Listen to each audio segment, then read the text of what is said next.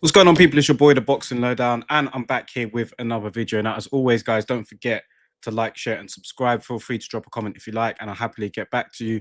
Now, apologies, first of all, people, the weekend roundup. I normally drop it on a Sunday. This is Monday. As of now, I'm recording this video. Unfortunately, I had quite a bit to do on Sunday, so I wasn't able to sit down and record the weekend roundup. But you know what? There wasn't actually major action to cover anyway over the weekend. I mean, there is some action heading off this weekend, of course, with Moses Atama against Dillian White. But yeah, last weekend there was a lack of action really to really cover, especially on a small channel like mine. So yeah, but there are some important topics to discuss, which I'm about to jump into soon. So yeah, I'm going to talk about a few topics today. This one's a pressing one though, because yeah, some pretty sad news here in boxing, which we are accustomed to. You know, we do know that this can happen, and that is, of course, with fighters passing away, succumbing to their injuries, and we had a sad case of that over the week on a Japanese card, and unprecedented, really, where it was two fighters on the same card that passed away. Different fights, but yeah, pretty unprecedented in that sense. I mean, I don't know if I've ever heard of that in the time that I've been covering boxing, where it's tragic enough having one person pass away, but for two fighters to pass away on the same card, something needs to be looked into here and investigated. And thankfully, we do have an update on that with regards to it. So yeah, as I said, very distressing news here. I know one that we do understand does happen in boxing, not often, but it does happen. Fighters can get severely injured, and fighters can pass away from boxing matches. We've seen examples of those in the past, and unfortunately, yeah, we came across this story over the week. So let me just dig into it more here. I'm looking at the Ring magazine, and I saw this article, which I think is important to highlight. This came out 15 hours ago, so it came out yesterday. Um, Japanese officials promised to take action after the deaths of two fighters on the same card. So, yeah, the Japanese Boxing Commission are investigating the deaths of two fighters on the same card in Tokyo. A news conference was arranged to address the passing of both fighters.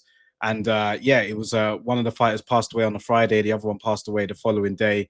And yeah, very sad, very sad. One of the fights, I believe, ended in a draw. And the other fight, yeah, I didn't actually watch them.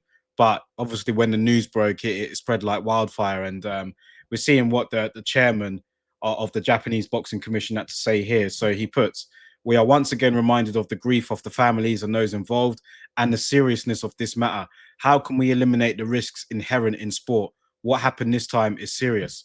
We have received requests not only from our colleagues, but from both inside and outside the country, saying that if there is anything we can do, we will do it. We would like to work together with everyone to prevent a reoccurrence. The commission has already taken action, and they've reduced the title fights. I wasn't aware of this. Some of the title fights have now been reduced from 12 to 10 rounds, and they're scheduled to meet this week to consider more steps to protect the boxers in the wake of the events of August the 2nd. So, yeah, it appears action is being taken and they're being swift with it, which is the only right thing to do. But of course, we need to really delve into how this happened. And I'm sure over the next few days, we'll receive more medical results and, what was the situation of both boxers going into this? And I'm speaking about this blindly. I'm not sure, so I'm not. Don't want to speak with any disrespect here, but what was the condition of the fighters going into it? I mean, did they have their regular head scans? Was there all those procedures checked over? You know, what was the referee at fault in this fight here? Like, could they have stopped the fight sooner? Was the fighter coming under too much punishment? You know, these are sort of questions that need to be asked. And they're already addressing one of the issues here by reducing the rounds from 12 to 10. Now, I'm not sure how that works, but for specific fights, they will be. But yeah, I'm sure more measures are going to be put in place. And it's good to see that, other boxing commissions from across the world are looking to, look into this because this is unprecedented. I mean, two fighters on the same card passing away. Yeah, something's not right. I mean, it doesn't look good on the Japanese Boxing Commission. And I'm sure, yeah, that they're going to try and find out what was the root cause of this, because it is very coincidental that it's happened on the same card from a fight on the same night. It's yeah, we don't really hear stories like this, and there have been examples of fighters that have had serious injury, and action has been taken to reduce those steps where there's more of a doctor presence around the ring, for example. And I'm going back now to the previous days, but more of a doctor's presence around the ring, more procedures in terms of what to do when a fighter is knocked out. Swift action is taken compared to how it used to be. Do you know what I mean? And unfortunately, these situations are only helping us learn more. But yeah, you'd like us to be more proactive to try and prevent this from happening rather than acting upon it once it's already happened. But yeah, very sad news, man. And yeah, I know the boxing community have really come together. We always do at times like this when you see news like this of the two fighters that passed away here. But yeah, very very sad news, man. And yeah, Japanese boxing, the boxing commission are looking into this.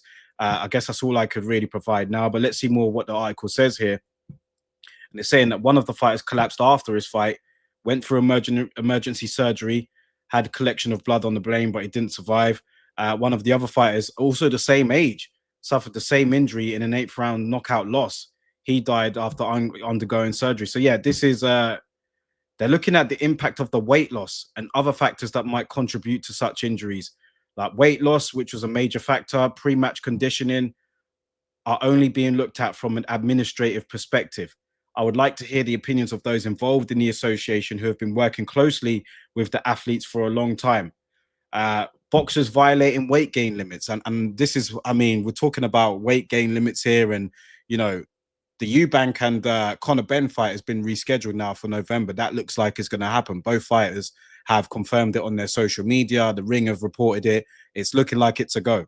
But one of the big things and one of the big reasons why a lot of people were kind of against that. I mean, it turned out to be very good, the fight itself. But one of the sticking points as to one of the people why we were against that was because of the rehydration clause that Chris Eubank Jr. had to go through to actually, for this fight to even happen. You know, you saw his condition, like how he made the weight and how much of a toll it took on him. Not to mention that Conor Ben's jumping up two weights and fighting in a division that he's never fought in before. It all really just to make money, really. I mean, let's be honest. I mean, the names of both of these fighters obviously had a say in it. But yeah, ultimately, these two fighters were on totally different paths. You've got a welterweight who's not really made his, he's not really a contender yet. You could say he's pushing towards that status. And you've got a former world champion at middleweight who's really campaigning at super middleweight and had to move back down to make that fight happen. And not only did he have to move back down, he's under strict weight conditions.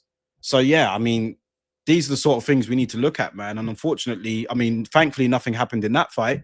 But yeah, I mean, here, I guess we're gonna have to find out more information. And like I said, investigation is going on. The WBO looking into it, and as well as the Japanese Boxing Commission. But yeah, I don't know. What does this say about Japanese boxing? I mean, this is not the first fighters that have died here in Japan this year, I believe. So, and this comment here, something is seriously not right in Japanese boxing. Multiple fighters have died due to fight-related injuries in Japan this year alone. I wasn't even aware of that. So, something needs to be done. Need to look into this. You know, positive signs here that the commission. I mean, they had to really come out and address this. Two fighters on the same card, multiple deaths this year. Yeah, this needs urgent investigation. This needs urgent looking into, and not just from the Japanese commission. We need independent commissions going in and looking at this as well. So yeah, hopefully we can get some answers here. Rest in peace to the fighters and what their families are going through, man. My condolences go out to them. But very very sad news, man. Very very sad news. And all I could do is offer my condolences on behalf of myself and the boxing community, man. I mean, we're thinking about you guys, your families, and going through this. It's horrible. So we do understand it can be part of the sport. We do understand that serious injuries do happen and deaths do happen. But yeah, that doesn't mean that we need to be immune to it when it does. We still have to, you know, try and take all the measures we can to stop this from happening in the future. So yeah, just my thoughts on that, man. Very sad news. Sorry to start off with this weekend roundup, but I felt like it had to be addressed. So yeah, I'll keep my eye on that. There'll be more news, I'm sure, with regards to that and what's going to happen. But yeah, just thought I'd cover that. But let's go into some more news here. I was actually going to do a video on this, a separate video But like I said, my weekend was very busy, unfortunately, so I wasn't able to sit down and do the boxing videos that I wanted. But yeah, I did put this on my Instagram boxing page, and it is here. It has been reported, so this isn't new news or anything like that, but something to talk about. And Boxer, who and I said last week actually, I said I might do a separate video as to where they were because it felt like a totally different predicament. It felt like that they were um, there was no direction in terms of where they were going. You know, the Sky contract had run out. Fighters were openly coming out and saying that they didn't know what the next situation was and where they were in terms of their contract. I remember Adam Azim was on the show, and Hamza Shiraz was standing next to him, and they were both talking to one of the presenters, and they were being interviewed. And basically, Hamza Shiraz said, "Yeah, if Boxer don't do anything soon, you need to come over to Queensberry." And Adam Azim didn't even really push back on that. So yeah, Ben Shalom, I'm sure wouldn't have been happy about that. But yeah, there was just a lot of doubt in the air as to what Boxer were going to do next. But it was confirmed on Thursday, Friday of last week that Boxer will now be being shown on the BBC, which is in the UK. It's a mainstream television, so it's not you don't have to pay for it. And yeah, very good for Boxer, man. This is a great deal for them. And we were told that the fights would be on BBC towards the end of the year. The first scheduled fight will be on there towards the end of the year. But this article here from Ben Shalom on Boxing Scene, he's saying that there'll be the first show will be on it sooner than you think. So let's see. Um, there were rumors it would be a heavyweight showdown, but I'm not sure. And Ben Shalom said here, it's been a long time coming, so I'm happy after announcing the link up with BBC. The feedback has been very good. And yeah, the contract, of course, as I said earlier with Sky Sports, expired earlier this year. And it's a multi-fight, multi-year deal, Ben Shalom said with the BBC. So that's also good. I mean, the exposure that this will provide for his stable is brilliant. BBC, every household with a TV has got BBC. And it's not subscription. You don't have to pay for it. It comes as part of your television package. So obviously, I'm not talking about TV license, but yeah, BBC comes with everyone's got exposure to it. So it's great for Ben Shalom in terms of his fighters and the exposure. Let's continue reading here. A lot of our fighters want to be pay-per-view stars. We just made that route a lot easier. Shalom is set to announce a second broadcast partner for the pay-per-view side of the business in the coming weeks. So what does that mean? So that means that Boxer, their actual fights will be screened on the BBC, but yeah, any pay-per-view showdowns will be on a separate network. So that could be DAZN, I'm guessing. I guess we'll find out. It continued. Saturday night fights on the BBC. Watch live across BBC TV and iPlayer. It's a great coup here for Shalom.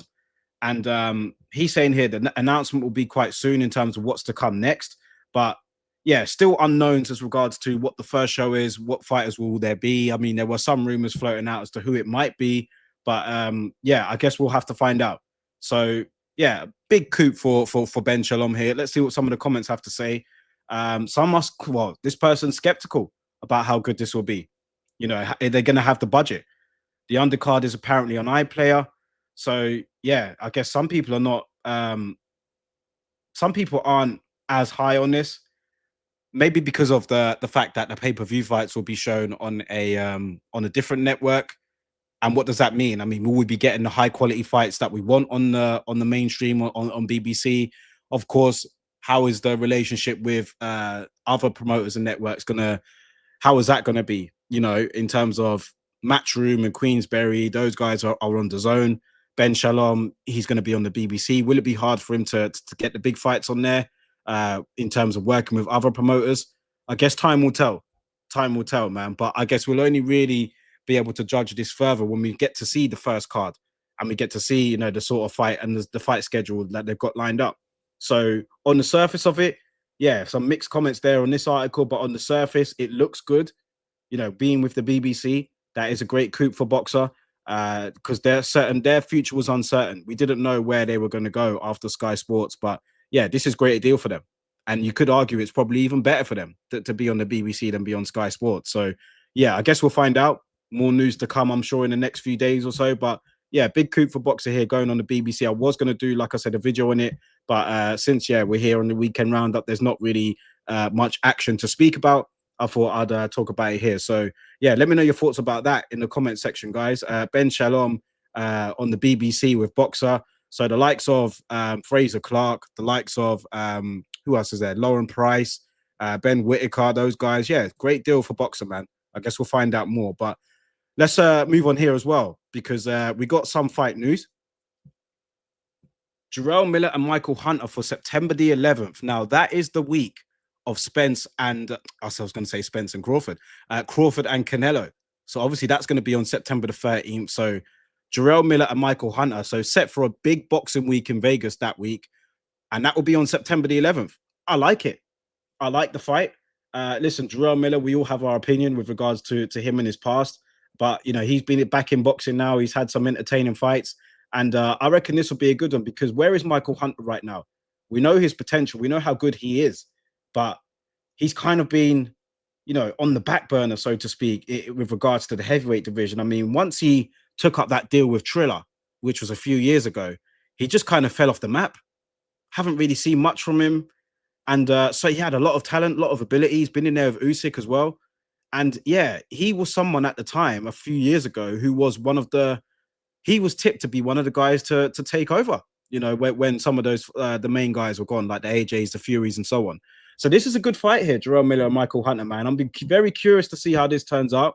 September the 11th in Las Vegas. I mean, that city is going to be buzzing all week because of Canelo and Crawford. So this is just a nice little addition here. And yeah, taking place on what? So that's going to be the Thursday of that week. So yeah, let's read more. American heavyweights Jarrell Miller and Michael Hunter are set to fight in Vegas on September the 11th.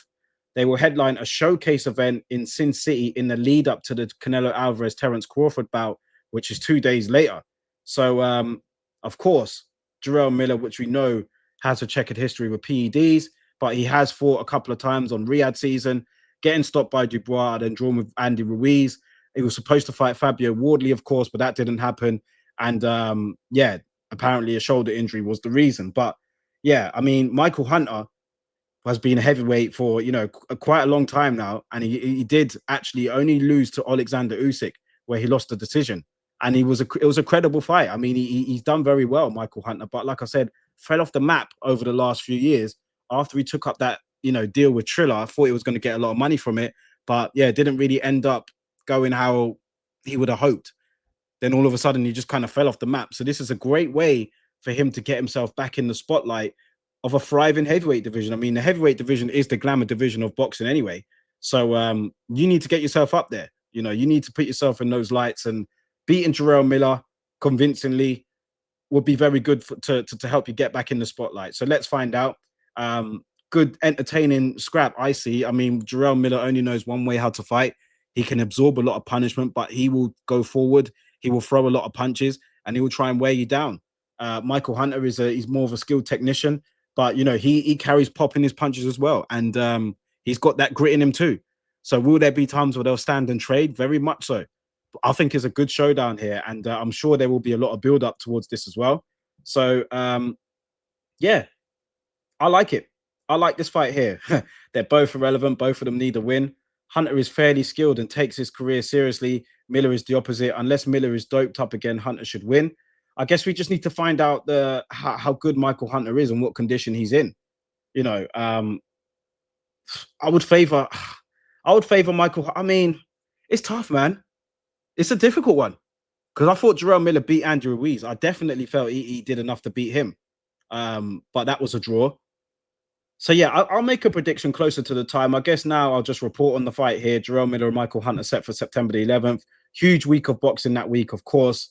And yeah, we've got some more action to look forward to during that week. So you can't go wrong with the heavyweights.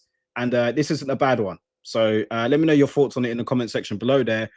Jerome Miller and Michael Hunter set to take place on the week of Canelo and Crawford, which is of course in Las Vegas. So yeah, Vegas is there's going to be a lot going on in Vegas that week, I'm sure. And yeah, that's just going to be another addition to what's going to be a packed boxing week. So yeah, let's look here. Is there any more stories here to speak about before I go? I did see this one here about Katie Taylor and Chantal Cameron trilogy ordered by the WBC.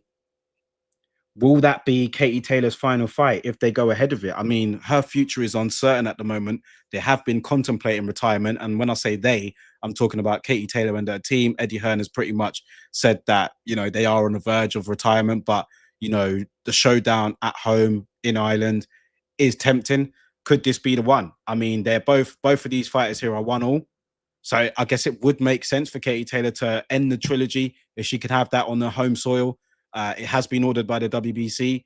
So I think what happens here, I mean, if Katie Taylor ends up relinquishing the belt, then I'm sure that that will give you a sign as to where her career is headed, and maybe that fight with Serrano will be her last fight. And I mean, if she was to end it on that, you can't really go wrong. You can't really go wrong ending it on that trilogy win in terms of the platform it was on, the amount of exposure it got, and the opponent. Amanda Serrano, one of the best female fighters out there. Katie Taylor sealing the trilogy win, beating her 3 times actually. She could easily go out on that. So does she need the Chantel Cameron fight? I mean, I know she was quite dismissive of it before, saying that Chantel Cameron wasn't that great in terms of her marketability and her draw. So very rare actually Katie Taylor coming out with some trash talk, but she did there. So yeah, will this fight happen? Let's see what the article says. Katie Taylor will have to enter her second straight trilogy if she wants to keep her undisputed championship reign intact. The WBC have ordered a title bout between Ireland's Taylor and England's Chantel Cameron. Both parties were informed earlier this month and have been instructed to enter talks, which will be a third meeting between the pair. Of course, they're 1-1. So will it happen? The two sides have until August the 28th to reach a deal. As I'm recording this now, it's August the 11th. So yeah, just over 2 weeks they've got to really decide here if this is going to go ahead. And they've only lost to each other. Yeah, they're 1-1 in this bout between the two so far. So I guess we'll find out. Your thoughts on that? If it is Taylor's last fight, then I'm sure it will be taking place in her hometown, and that makes sense. With what she's achieved in her career, it's only right. I'm sure Chantel Cameron would accept it and go there. To be honest, she don't have much leverage here. She's not the champion. Katie Taylor is. They're 1-1, so they're pretty even on that. And Katie Taylor's the draw. So if Katie Taylor wants to go through with this, then I'm sure it's going to be on her terms. But I guess we'll find out. But yeah, just a quick one from me, guys. I'm not going to delve into too much here. Like I said, it's been a quiet weekend in terms of boxing, but we have got a lot to look forward to this weekend. And I'm going to be covering that. And of course, I'm talking about Moses Atama and Dillian White. That should be a great show. There's some great fights on that undercard as well. So look out for some more videos of that during the week. But as of now, guys, let me know your thoughts about it in the comment section below. If you haven't hit the like button, make sure you do that. And I'll catch you guys on the next video.